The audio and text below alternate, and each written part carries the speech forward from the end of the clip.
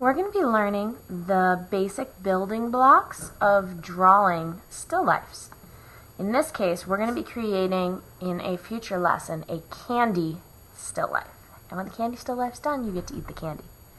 But before we can learn how to draw candy, we need to learn how to draw the basic forms. Today, we're going to be drawing a sphere, a cube, a cone, a cylinder standing up, a cylinder laying down, and, well, let's call the last shape a donut. We're going to learn about cast shadows and core shadows and highlights and reflective light. So we're going to start by drawing a cube. So here, let's start in the center of the paper. We're going to draw an L shape. I'm going to try to do this real dark so you guys can see it.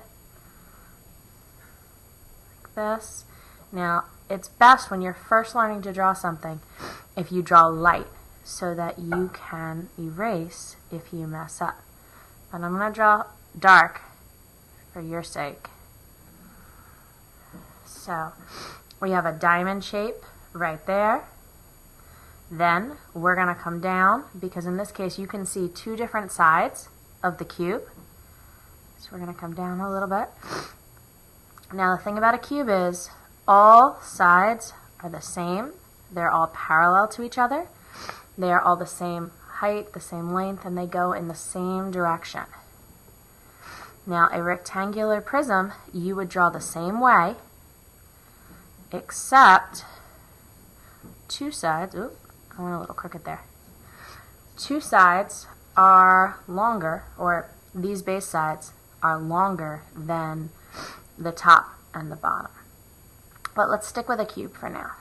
Alright, so let's say our light source is coming from above.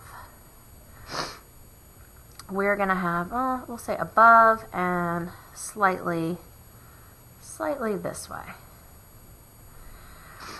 So, if the light source is coming from here, the part that's going to get seen the least is this side right here. The part that's going to get seen the most is the top, especially this side right here. This side will get seen a little more. So out of these three sides, we need to show which side is going to be seeing light the most. So, since this side is dark, I'm going to shade that in like that. And it helps if you shade in the same direction as the contour lines, those lines that you outlined with.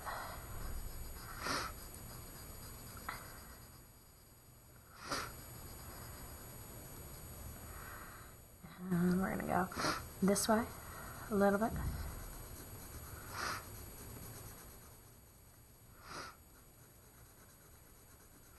So again, nice and dark.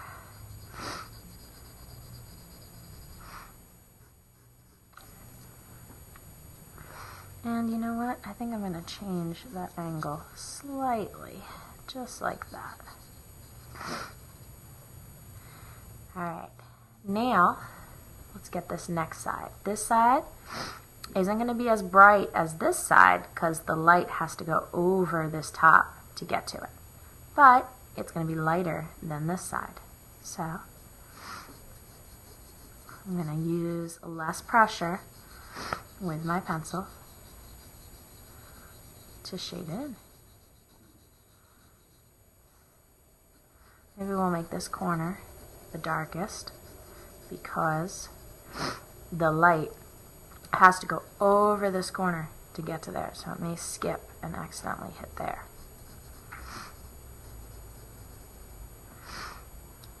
Alright. And now the top, we're only going to shade a little bit. So, maybe just around the edges. Right here, sometimes the light can skip those parts.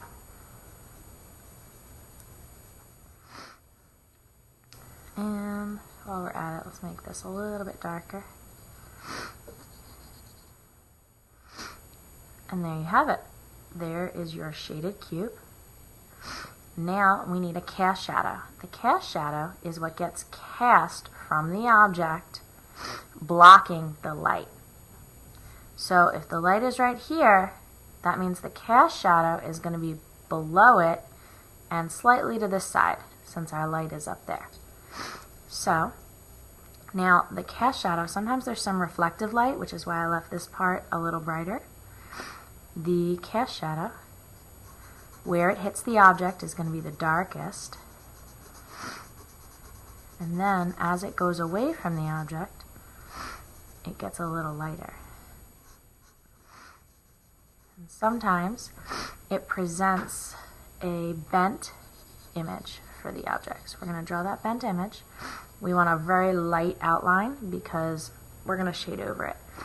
And as I said, shadows go from dark to light, so we want to be able to show that. If we do a really dark line, it's going to look like it went from dark to light to dark.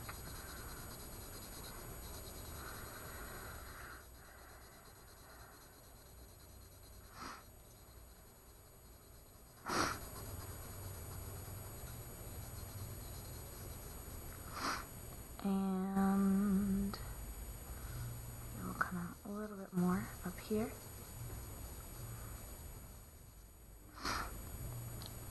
So, there you have it, our cube with a cast shadow. Alright, now we're going to go on to a cone. And we're going to say the light is in the same place, right here. So, our objects are going to share the light. So that means if we put our cone, which you draw like a triangle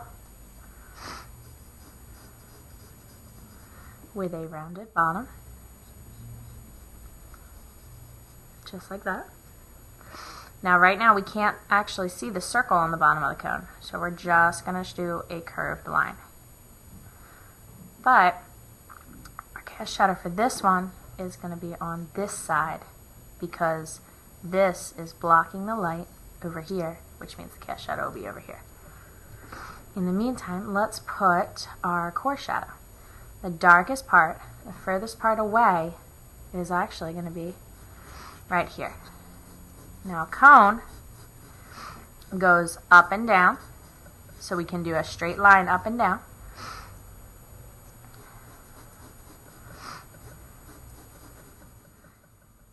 And the next part is a little tricky. It goes around. But you only want to go around so that it is parallel to the lines on your paper. Now what you're going to have right before your cast shadow, which we'll add in a little bit, you have some reflective light, so we need to leave that. And since this is round, it can curve around like this.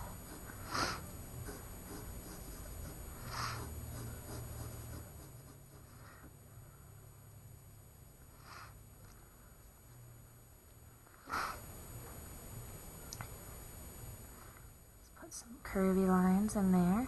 Now you want to make sure that you don't do a U. You want your curved lines to be parallel again to the bottom. Everything has to match your contour lines or your outlines.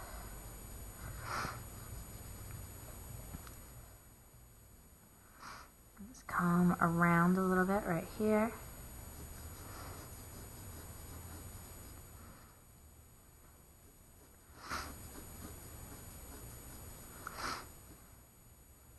Leave lots of light in there. We want to make sure this side is darker because this is the reflective light. So the reflective light is not as bright as the highlight. We want to make sure our core shadow is the darkest. Again, you will help your object look rounder if you do these rounded lines. But if the lines are not parallel to your contour lines, it won't work. It will not look right. Let's see. Let's keep going here, maybe a little more at the bottom.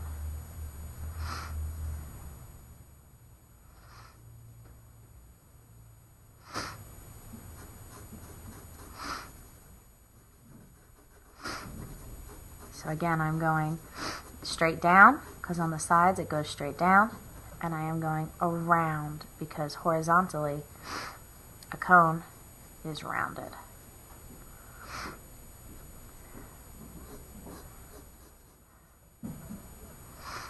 Just like that. Alright, now we're going to add our cast shadow, which again we said is on this side because our object is blocking the light right there. So where the cast shadow touches the object needs to be the darkest. And we're going to draw that triangle out as if it got stretched. Just like that.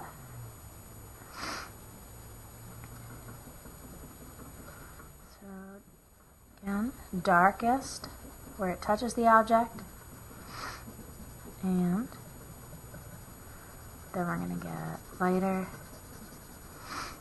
and you can still stay pretty dark.